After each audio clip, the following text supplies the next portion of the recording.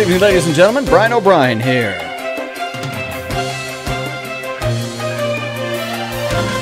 Hope you're doing well on this, well, it's a big Thursday night. We've got news for you from the tri-state area. We'll let a few more people get online here, join our broadcast. Big Gladys Sturgill online there. Hello, Gladys. Irma Brooks is online. David and Lisa Howard. Several others. All right, with that said, I'm 106.3 FM. It is time for your nightly update right here on 106.3. Here on my what we do here. News has kind of consumed what we do, and we're going to let just a few more folks get online here as we welcome everyone to our nightly broadcast. It's about a 5 or 10 minute broadcast, things that have gone on in the tri-state area today, okay? Taking a big look at Don Robinson and Veronica, Janice, David, Danny Tuck, Myracle. Someone needs a vehicle for under $1,000. Well, it's not Tradio. This is not Tradio. It says nightly update there. So just letting you know, this is a nightly update that we do here on 106.3. All right, with that said, let's go ahead and get to some news that has happened today in the tri-state area. This gentleman right here, we're going to show you here in a minute. He's involved in a burglary. Bell County Dispatch on Friday, January 19th, received a complaint of an individual stealing property from an uninhabited mobile home on Greenbrier Hollow Road. Responding to the call, Bell County Deputy Patrick Brooks. Now, he discovered that this young man was the perpetrator of the burglary. His name happens to be Anthony Wayne Lawson. He's of Pineville, 47 years old. Deputy Brooks obtained a warrant for Lawson's arrest for the burglary on third degree. Now, Anthony Wayne Lawson was arrested by Deputy Doug Jordan. Deputy Doug Jordan on Tuesday, the 23rd. He was lodged in the Bell County Detention Center, charged on the warrant for burglary, and he was also served 2 outstanding bench warrants for a theft by unlawful taking and receiving stolen property. All that information came from the Bell County Sheriff's Department. He's been released on bond, by the way. On January 23rd, we've got some folks out of Knox County got themselves into some trouble. Knox County deputies Claude Hudson and Sam Mullins, along with William Stewart and Captain Everett Johnson, along with Barberville police officers Winston Ty, Chief Winston Ty, and Chad Wagner and Eric Martin. They responded to complaints of individuals trespassing, using drugs, and causing neighborhood concerns at the old East K Woods property on Kentucky 225. Those folks are the ones that you see right here. Now, there were signs of people staying in the abandoned warehouses, but none could be located. After checking the warehouses, Deputy Claude Hudson and Sam Mullins conducted a welfare check on an elderly handicapped female in the house adjacent to the E.K. Woods property. They found 3 individuals inside the bedroom, along with approximately 2 ounces of suspected meth, a Loratab tablet, a used meth pipe, burned aluminum foil, and numerous used syringes. On September 28th of last year, 6 people were arrested out of the same bedroom on drug-related charges. The following individuals, this is Jason T. LaCroix, age 38, of Barberville. We also have 50-year-old Angela K. Morita. She's also of Barberville. And we also have a young lady goes by the name of Julie A. Popejoy. She's from Barberville. They were arrested and charged with possession of controlled substance first degree, possession of controlled substance third degree, and possession of drug paraphernalia. Angela Morita was also wanted on a Knox County bench warrant, and that is 50-year-old Angela Morita. She was in there for failure to pay the fines on a theft by deception, including cold checks charges. All 3 were lodged in the Knox County Detention Center. Now, Sheriff Mike Smith says these latest charges bring the total number of people arrested on drug-related charges out of that residence to 15. More news out of the Knox County area.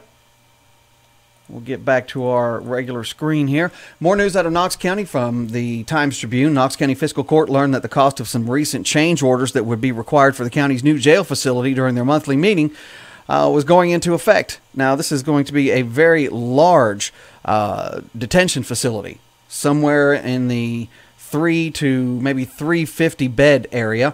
Last month, Matt Mills with Codell Construction informed the magistrates that there would be some issues discovered in the schematics for a new jail concerning door frames and door hardware, incorrectly coded. It will now cost taxpayers another $41,367. That includes some other HVAC issues and climate master issues and heat pump issues, but the county, due to some things being traded out with some other equipment, is only going to be out about $4,800 because there was a credit of $36,000.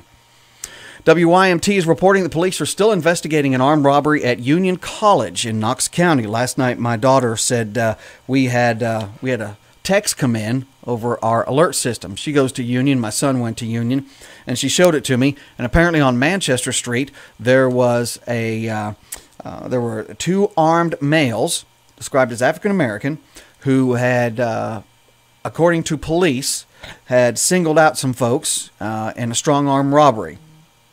They're not believed to be from this area, believed to be living in another state, and Detective Steve Owens is in charge of that investigation.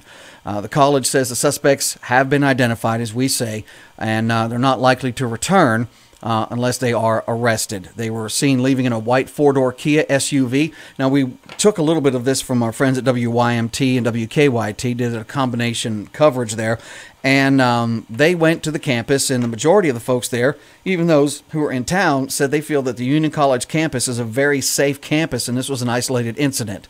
So we hope that is the case. As soon as we get an update on that, we'll get that to you here in just a little bit. We have... see if I can find it here. We have a burned out truck. We have a burned out truck in the Knox County area. I'll pull that up here in just a moment for you to see. This burned out truck, we're looking for the owner of this particular truck. Looking for the owner of this particular truck out of Knox County. And it is a big rig. I put the story up on the Big One Facebook page just a few minutes ago. This is from the Knox County Sheriff's Department as well. This big rig was set ablaze. You can see it right there. It happened on, on Tuesday. Deputy Claude Hudson responded to a report of a burned truck in the Middle Fork Richland Road of Gray. When Hudson arrived, he observed a 1970 Mack truck. Deputy Hudson is requesting anyone that has information about this crime, to contact the Knox County Sheriff's Department at 606-546-3171 or Knox County 911 Dispatch. That's 546-3171. So they are looking for any information on this particular vehicle at all.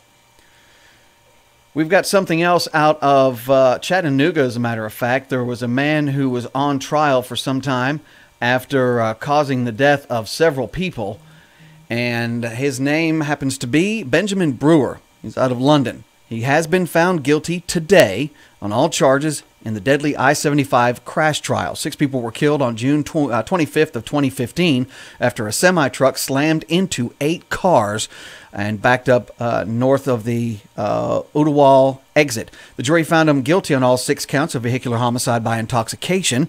He was also found guilty on 4 counts of reckless aggravated assault, 1 count of DUI, and a count of speeding. Brewer faces up to 72 years in prison. A couple of state issues that will affect us on a local level I wanted to bring to your attention very quickly. Aiming to step up school security. Get the words out, Brian. A bill today, which is HB 103, was filed. Now, this bill was filed to give schools the ability to hire marshals. Now, normally there's school resource officers, but this bill is on the books after what has happened in the western portion of the state with a 15-year-old male who's accused of killing 2 children and wounding 19 others through his actions. And he's set to be tried as an adult, by the way. This bill is going to give the schools ability to hire marshals if it's voted on and it goes through. They would have the ability to have a gun on the grounds. Right now it's considered a felony.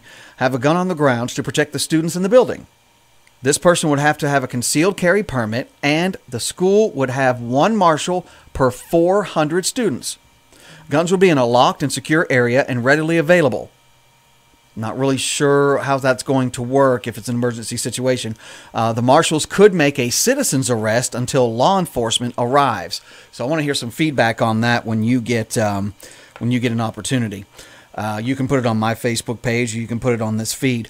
Also, the Kentucky legislature has had a bill introduced this week. Now, several people have said that it's dead on arrival, but it was introduced on the 22nd or 23rd, either Monday or Tuesday, that would effectively, get this, abolish the roughly 176 school districts.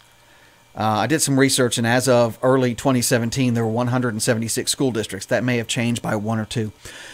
It would take those 170 school districts in our state and combine them into 55. Just 55. Much of the consolidation would take place with several counties becoming one jurisdiction, okay? The commissions, or there would be commissions, also established and presided over by new boards. Let me give you an example of this. The merger of Bell County, Corbin Independent, Middlesboro Independent, Pineville Independent, and Whitley County. This would be effective June 30th of 2020. A board idea, or should the current system be left in place? I think they're really trying to make, what's the word I'm looking for? I believe that they're trying to come up with a solution for something that's really out of hand, but this is not it. I just don't see school districts wanting to merge with others on a level like this. Effectively abolishing the school systems we have now and creating brand new ones. Now, I will say this, as far as our state is concerned, there are more school districts in our state per county than in many other states across the nation. Not saying it works, not saying it doesn't work, but as you know right now, teachers are having some issues dealing with their pensions and things of that nature. So would this make it easier on teachers? That's not even close to being seen. Hopefully this is going to be something that we'll find out more about in the next coming days, but do you agree with it? Someone says, going back to our marshals on the school grounds, Cynthia is saying, I hope it passes. Scared to send my grandkids to school right now. And several, when I put the message up on my Facebook page earlier, several people were saying that why can't we just get more metal detectors? You got to also keep in mind that the fire marshal will not allow doors to be barred while kids are at school, which means if there is some kind of plot, all the kids have to do is just open the door and get what they need and then go through. So the metal detectors, I don't know if that's really one of the best ideas, but don't want to talk too much about what could happen. We've seen too many tragedies this week. It is currently 36 degrees in the tri-state. We are looking tonight at our forecast here. So that means there are no clouds to keep any heat in, so we're looking at a low near 21. Sunshine and a high near a balmy 56 for tomorrow. Mostly clear for tomorrow night, low of around 33.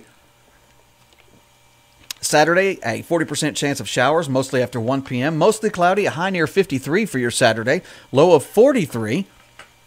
Let's see, chance of precipitation is around 90%. Looking for showers for Sunday, mostly before 3, high near 51. Sticking around the 51 limit, and then there is, well, they've changed it up a little bit since yesterday. It looked like we may have a couple of little snow showers in the forecast for next week, but that's changed yet again. I'm not seeing that in the forecast for the next roughly 6 days. Yeah, I'm not seeing that for the next 6 days. Mother Nature is kind of strange. We are still having a huge forecast of cold weather coming in for the month of February, so watch out for that, okay? Hello to all the folks who are currently online, and hello to Eric Johnson, our sales exec extraordinaire, taking care of keeping the lights on here. Teresa's asking what else will go on in Knox County. I don't know. There's a lot going on in our tri-state area right now. We appreciate everyone who's with us tonight. I do want to say one other thing. There has been a loss to Bell County. And I'm going to use the words of my buddy John Grace. John Grace is the, hang on, don't get ahead here. John Grace is the current tourism director. And he was kind of led and taught and showed the ropes by a woman who goes by the name of Judy Barton. Judy Barton was with the Bell County Chamber as well as the Bell County Tourism for a very, very long time. Judy Barton passed away late last night. And he says, it's with a heavy heart that we'd like to inform everyone that our past director, Judy Barton, has passed away. She led tourism in Bell County and the Cumberland Gap region to new heights. She was a strong leader, a fiery personality, and a woman of conviction. He says that she taught me a great deal about this industry, and her passion for her job has been infectious. On behalf of his office, and the commission, our thoughts and prayers are with her husband, Tom, and their children. She will be greatly missed. Again, Judy Barton passing away last night. I'm Brian for 106.3 FM. I hope you have a great evening. Be careful out there, and that's my wife, Sherry, just checking in for a very few seconds there. It's 6:52, and I hope you're enjoying these nightly updates. We will continue them to the best of my ability, and you guys have a great night. If you ever have any questions, you want to add anything to the conversation, just jump on the live there, or you can send me a private message, brian@thebig1063.com. You can send me a chat message. Just get down there on the bottom of the screen there and go click, and I'll get everything you need taken care of. For all the folks that are online, God bless, and have a great